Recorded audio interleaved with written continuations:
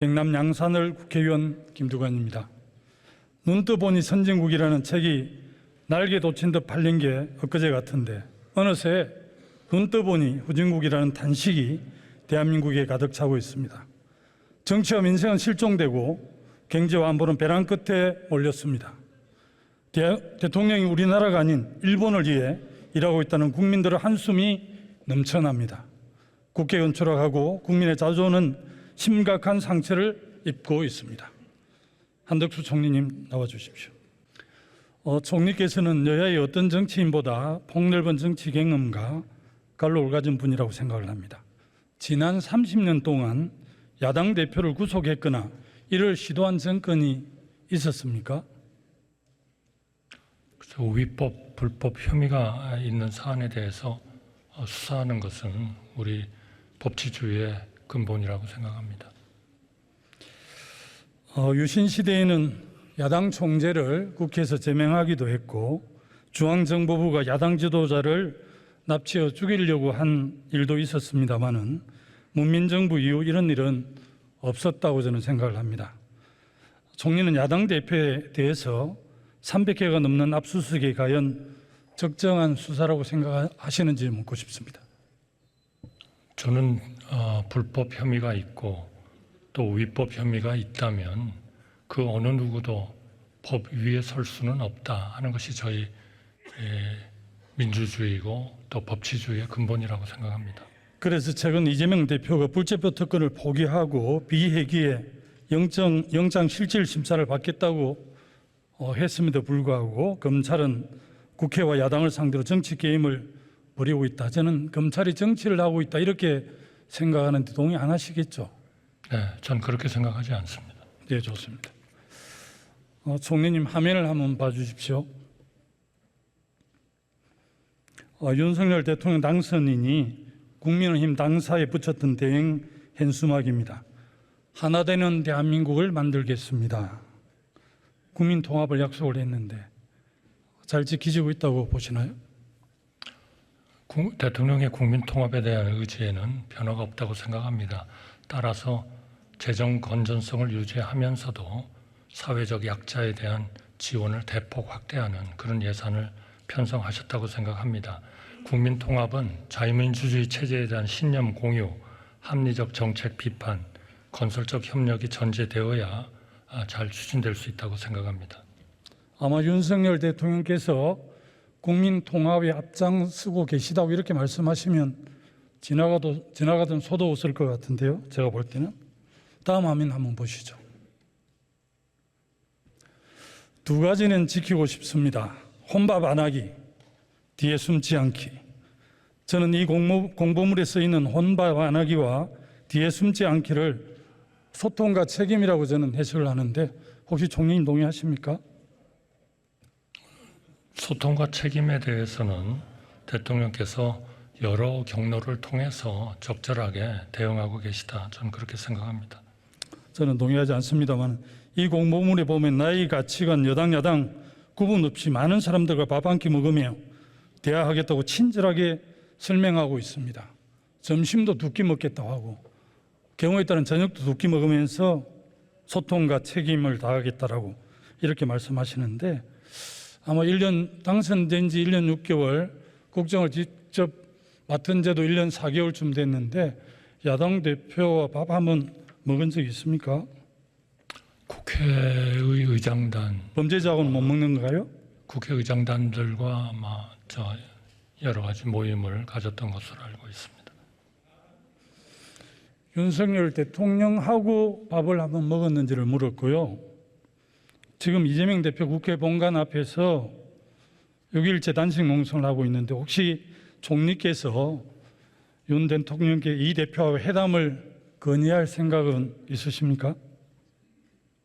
상황이 되고 여건이 된다면 그럴 수 있다고 생각합니다. 네, 감사합니다. 윤 대통령은 뒤에 숨지 않겠다는 공약을 했습니다. 하지만 대통령은 지금까지 이태원 참사, 오송 지하차도 참사, 해병대원 사망 사건과 이후에 대통령실 개입 의혹, 홍범도 장군 형상 이전 문제에 이르기까지 모두 뒤에 숨었습니다. 이태원 참사는 행안부 장관의 뒤에 숨었고 해병대원 사망사건 개입 의혹은 국방부 장관 뒤에 숨었으며 홍범도 장군 형상 이전은 육사 뒤에 숨었습니다. 도대체 대한민국 대통령은 어디에 있습니까? 저는 그러한 계기마다 대통령께서 메시지를 전달하시고 사과를 하시고 하는 이런 것들은 계기마다 다르다고 생각합니다. 참사의 경우에도 항상 그러한 대통령으로서의 소회, 대통령으로서의 사과 말씀을 전달을 했다고 생각하고요. 더 중요한 것은 이러한 것들을 최대한 재발하지 않도록 하는 대책을 제대로 만들도록 지휘하시는 것, 이런 것도 중요하다고 생각하고요. 흉상의 문제에 대해서는 국민들이 다 아시다시피 이것은 육사와 국방부가 전체의 그 육사의 그런 흉상을 모시는 그러한 그 적절성, 이런 것들을 검토해서 하는 것이고, 대통령께서 나서서 앞장서서 하시는 그런 일들은 아니라고 생각합니다. 제가 듣기에 용사는 눈높이하고 일반 국민 대중은 눈높이하고 너무 다른 것 같고요. 그래도 국민을 대표하는 대통령께서는 국민의 눈높이에 맞게끔 처신하시거나 행동하는 게 저는 맞다라고 생각을 합니다. 다른 거 질문하겠습니다. 요즘에 이제 이념이 가장 큰 이슈가 되고 있는데요. 총리께서는 국가 운영 중에 이념이 가장 중요하다고 말한 대통령 발언에 대해서 어떻게 생각하십니까? 그렇게 동의하시는가요? 대통령께서 말씀하시는 이념은 제 생각에는 역시 국정의 철학, 비전, 뭐 이런 것들을 말씀하신다고 생각합니다. 예를 들면 이 복잡한 이런 그 복합위기가 있는 이런 상황에서 우리의 안보를 지키기 위해서는 자강이라든지 국방력의 강화라든지 이러한 힘을 통해서 억지력을 확보해야 된다. 이런 것들은 분명히 하나의 중요한 국정 철학이라고 생각합니다. 그런 국정 철학에는 동의하지만 지금은 이념의 잣대로 모든 걸 우선하고 있는 윤 대통령 그런 국정 운영에 동의하기 힘들고요. 최근 강복절 축사하고 국민의힘 의원 연찬회 국립외교원 60주년 기념 축사에서 계속 공산 전체주의에 대한 심각한 발언을 하고 있거든요. 야당을 향해서, 시민사회를 향해서 공산당이라는 인식을 거침없이 포인하고 있다고 저는 그렇게 해석을 합니다. 총리께 묻겠습니다. 대통령의 발언대로 우리 사회에 그런 공산 세력, 공산주의 추종 세력이 있다면 그게 총리님 누구라고 생각을 합니까? 제가 뭐 구체적인 사안을 말씀드리는 것은 적절치 않을 것 같습니다. 다만 대통령께서의 걱정은 우리나라의 정체성이고 또 우리나라의 기본 질서인 자유민주적 기본 질서가 확실하게 좀 지켜져야 된다 하는 그런 그 열망을 계속 표현하시는 거 아닌가 그렇게 생각합니다. 아세안 10개국하고 인도를 방문하기 위해서 오늘 대통령께서 출국을 하셨는데요. 그 아세안 10개국 중에 사회주의 국가가 몇 개 있습니까? 저는 뭐 한 3개국 이상 되지 않나 싶습니다. 라오스라든지 베트남이라든지 이런 국가들이죠. 그러시죠. 총리님, 베트남은 자유민주주의 국가입니까? 사회주의 국가입니까? 뭐 본인들은 사회주의 국가라고 얘기를 하고 있죠. 베트남 국가 지도자들은 공산당원입니까? 아닙니까? 저는 공산당원으로 알고 있습니다. 그러시죠. 베트남 국부로 초청받는 호치민 주석은 공산당원이었겠죠? 네, 물론이죠. 총리님, 이념이 가장 중요하다는 대통령이 왜 그런 지도자를 만난다고 생각합니까? 베트남 공산당 출신 지도자. 의원님께서 그것이 육사의 그런 흉상과 관련되는 문제라면 그거는 그 독립운동가로서의 우리 홍 장군님에 대한 존경이나 이런 것은 하등 변화가 없습니다. 다만 그분의 어떤 그런 여러 가지 논쟁이 되는 그러한 요소들이 그 육사의 정체성이라는 차원에서 거기에 계시는 게 적절한가, 좀 더 우리가 존경하는 그런 그 우리의 광복과 우리의 독립을 위해서 싸우신 것, 그러한 원래의 그런 그 취지가 좀 더 많은 국민들한테 알려지도록 하는 것이 필요하지 않나 하는 데에서 출발한 것이다. 이것은 지금 의원님께서 말씀하신 그러한 그 이념, 좀 더 적절하지 못한 그런 시각에서의 이념의 차원에서 보실 일은 아니라고 생각하고, 오히려 그렇습니다. 그러한 흉상의 이전 문제가 지나치게 정치화하고 이념화하는 것은 그거는 우리 국민들이 원하는 바도 아니다. 저는 그렇게 생각합니다. 베트남 하노이 방문 사진 한번 보시죠. 영상. 이 장면은 베트남 국부로 초청받고 있는 호치민 묘소를 방문하는 윤 대통령 사진인데요. 총리님, 베트남이 가장 많이 투자한 나라가 우리나라인 건 잘 아시죠? 네, 알고 있습니다. 이런 기준으로 하면 우리가 베트남에 투자하고 있는 기업이 2,800개 정도 되는데, 이런 이념은 잣대로 되면 공산주의 국가에 투자하고 있는 2,800개 기업 총리께서 철수시켜야 되는 거 아닙니까? 그렇다고 해서 우리가 호지명 베트남의 국부의 흉상을 육사에 갖다 놓을 수는 없지 않습니까? 너무 엉뚱한 질문을 하시니까 제가 어이가 없는데요. 1990년 동국권 붕괴로 해서 이념의 시대는 가고 신룡의 시대가 벌써 30년이 됐잖아요. 등소평이 개혁 개방할 때 홍미호 백마론을 이야기했고, 베트남도 미국과 그렇게 프랑스, 일본과 전쟁을 했지만 자국의 이익을 위해서 도의모의 정책을 통해서 지금 베트남이 엄청나게 부상하고 있지 않습니까? 제가 이걸 모르고 총리님 몰라서 이걸 물어봤겠습니까? 총리님은 정말 경륜 있는 분인데 윤석열 대통령이 지금 이렇게 하는 거에 대해서 총리님 지금 배석하고 있는 국무위원님들 제대로 말씀해 드려야 되는 거 아닙니까? 야당이 국회가 대통령과 정부를 견제하고 비판하는 것은 자유민주주의 기본 질서에 속하는 일이지 않습니까? 도대체 나를 어떻게 하려고 이렇게 지금 하고 계신지 정말 안타깝다는 생각에 질의를 드렸고요. 양평 고속도로 의혹과 관련해서 말씀드리겠습니다. 만약에 아프리카 어느 나라에 8년간 잘 진행되던 고속도로 계획이 새로운 대통령이 당선되자마자 노선이 변경되었다고 칩시다. 그럼 그 나라 국민들은 가장 먼저 누구를 의심하겠습니까?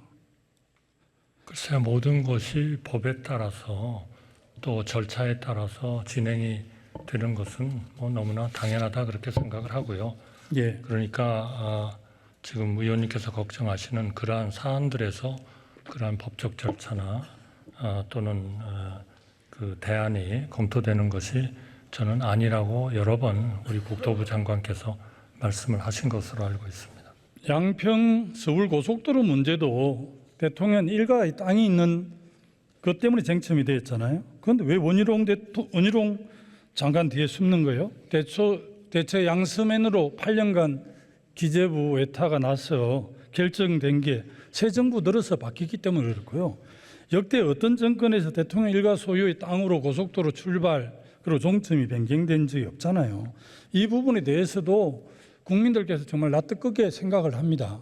그래서 제가 용산이라면 또 여기 있는 총리님 이하 국무위원들께서 우리 국민들이 새로 준비하고 있는 강산면이 당초의 양서면보다 훨씬 좋지만 대통령 일가 땅이 거기 있기 때문에 우리가 국민들께서 의혹을 제기하고 오해를 하기 때문에 당초 양선면으로 이렇게 하라고 대통령께서 입장을 정리해 주셔야 되지, 이걸 국토부 뒤에 숨으면 어떻게 합니까?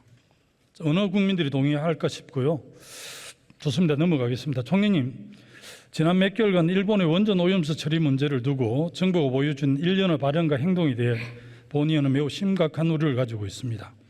국가의 해양 주권과 국민의 건강권을 옹호해야 할 정부가 맞는지 철저히 일본 내각과 도쿄전력의 시각을 인용하고 또 옹호를 했습니다. 총리님께서는 통상교섭본부장도 하시고 주미대사 등 외교 부분에서 많은 경험이 있는 총리께서 이 부분에 대해서 대통령께 좀 의견을 제시한 적이 있습니까? 여러 번 논의도 하고 또 의견도 제시했습니다. 정말 제가 어제 수산시장에 가봤습니다. 정말 우리 거기에서 장사를 하시는 많은 그 점포에 운영하시는 분들이 저한테 간곡하게 얘기를 했습니다. 정말 정치권에서 이런 근거 없는, 과학 없는 이런 가짜 뉴스로 우리 수산물 위험하다, 그런 얘기 좀 제발 하지 말아 달라. 그분들은 정치적으로 이유를 할 수도 있지만 이건 바로 우리들에게는 죽음이다. 이런 말씀을 하셨습니다. 정말 정치권에 간곡히 부탁드립니다. 이렇게 제발 문제가 있으시면 과학으로 토의하고 논의했으면 좋겠습니다. 이렇게 제발 우리 어민들 100만 넘는 어민들이 이런 잘못된 가짜 뉴스에 의해서 영향을 받지 않도록 정말 좀 잘 배려해 주시기 바랍니다. 이렇게 되물어 보고 싶습니다. 대한민국 언론을 100% 야당이 장악하고 있고 언론들이 24시간 정부 여당을 욕하고 있다라고 지난번 어느 모임에서 대통령께서 말씀하셨는데 이 100% 야당 편을 드는 언론이 지금 괴담 가짜 뉴스를 만들고 있습니까? 적어도 그것을 정리하기 위해서 이동관 방통위원장을 임명하셨습니까? 적어도 과학에 관한 한은 저는 그런 것을 보도하는 언론들은 가짜 뉴스이고 선동을 하고 있다고 생각합니다. 사고는 일본이 치고 이제 우리가 뒷수습하기 위해서 지금 내년도 예산에 7천억 예산을 이렇게 상정한 걸로 알고 있는데요. 왜 아무 문제가 없다면서 일본이 사고를 치고 우리가 뒷수습을 해야 되는지 일반 국민들은 좀 납득하기 어렵는데 그 점 좀 해명해 주십시오. 정말 일반 국민들이 납득하기 어려울 겁니다.